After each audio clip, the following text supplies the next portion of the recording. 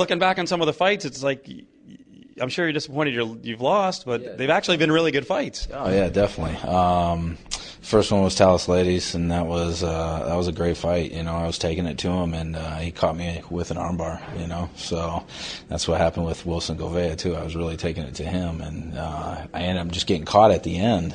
I thought I had him knocked out, and things happen. You get caught. That's why the sport's so fun. You know?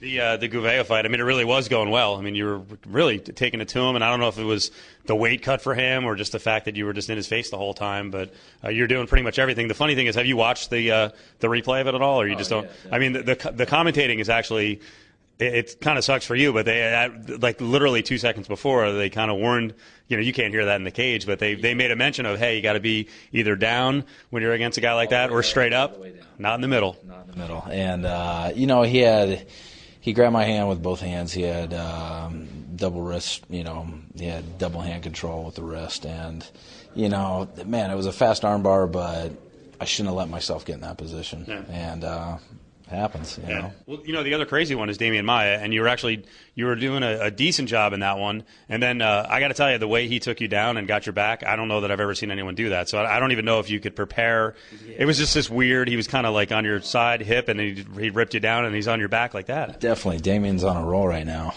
I think he's cleaning house with a lot of the Quest guys right now. So going through pretty much everybody that steps up. He's really, really solid, and it was a great experience. And what do? You get caught. So, well, one positive: not fighting a Brazilian. Not fighting a Brazilian. No, more of a stand-up guy, which is better suited for me. I think I like to stand up and bang. So, I'm excited. Yeah.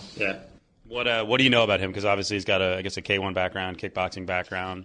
Does he have any ground game at all? What do you know? I'm not sure. I try to look up some video on him. I seen a little highlight video of him. Looks like he likes to kick a lot, kick and punch. I heard he has a couple of K1 fights. I'm guessing we're going to stand up and bang it out.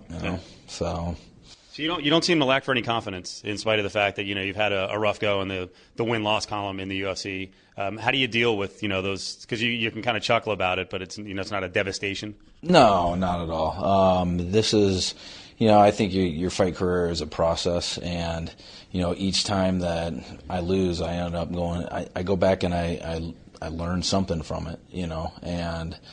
The last three guys were real solid, but man, that last one, I thought I had him knocked out, and I got a little overzealous, and I went for just let it all go, and I probably should have backed off a little bit when I knew I had him. I knew I had him hurt. A few of those shots that I landed from the ground, I knew I had him hurt, and I should have just backed off. And I was like, I seen blood, and I went for it. So. Yeah. Well, that performance still has to give you confidence, though, because then he gets, at least from a UFC standpoint, he gets moved, right to the forefront there, potentially for a title shot. He winds up losing against Marquardt, but they think a lot of him. So they clearly think a lot of you. Oh, I hope so. I'm trying. I'm trying my best, and I'm going to go out and give the fans what they want. I think that's what the UFC wants. I'll go out and, win or lose, it's going to be a war. Yeah. So what's going on personally now? I was just reading the other day that, I know you're trying to work your local gym and clinic and kind of help people a little bit. I had read something, though, about your wife, that your wife had just lost her job. Yeah, she got laid off like many of the other population going on right now with the economy and stuff. She was in HR, and she ended up getting laid off her job 3 months ago. But it's given her time to hang out with our daughter and actually be the mom that she wanted to be, instead of me being pretty much the stay-at-home dad all the time. Yeah. So it's working out great for her. She's looking for a job right now, and we'll see what happens. And that's in Omaha? That's in Omaha, yeah. So what's the job market in Omaha? Job market right now? Well, she was doing construction HR. That was kind of her background, and it's just construction's not there right now. So we're struggling. Everybody's struggling right now. So it's just going to be those type of times for a while, and we're just going to have to deal with it and move on. That's a good way to look at it. So you don't have to be stay-home dad, but that means you do have to be win fights and earn money dad. Yeah, definitely, definitely. I've been gone for the last month. I've been down in Albuquerque, New Mexico, and that's given her staying at home has given me the time to be able to go out and travel and train. And back in Omaha, we just the guys are good, but they're just not on that level, you know. So, and I was kind of on the upper echelon of it, so. Going down to Greg's and training with all the guys down there, you know, it's been great. It was a great training camp. I'm ready to go. I'm excited. So you mentioned you've been working with Jackson. Is he actually going to be in the corner? He's not. We're going to bring up Chris Luttrell. Okay. Chris has, you know, been in numerous of the guys' camps, you know, down there and in their corners and stuff. So. But do you work on a fight plan down there and then kind of bring it up to wherever you're fighting?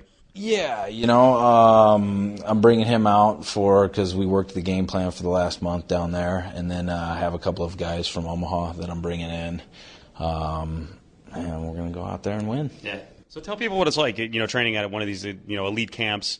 You mentioned maybe you'd kind of tapped out, you know, locally with some of the work at home. Mm-hmm. What's the difference, and who did you get to roll with, and kind of what opened your eyes as to, you know, if you have weaknesses, you know, what really came out glaring? Definitely. You know, when I leave and I go different places, I go for guys to push me. I want to feel that uncomfortable feeling, and I just wasn't getting that back at home. I was kind of going down to their level when I was training instead of me rising up to guys that are better than me. Right.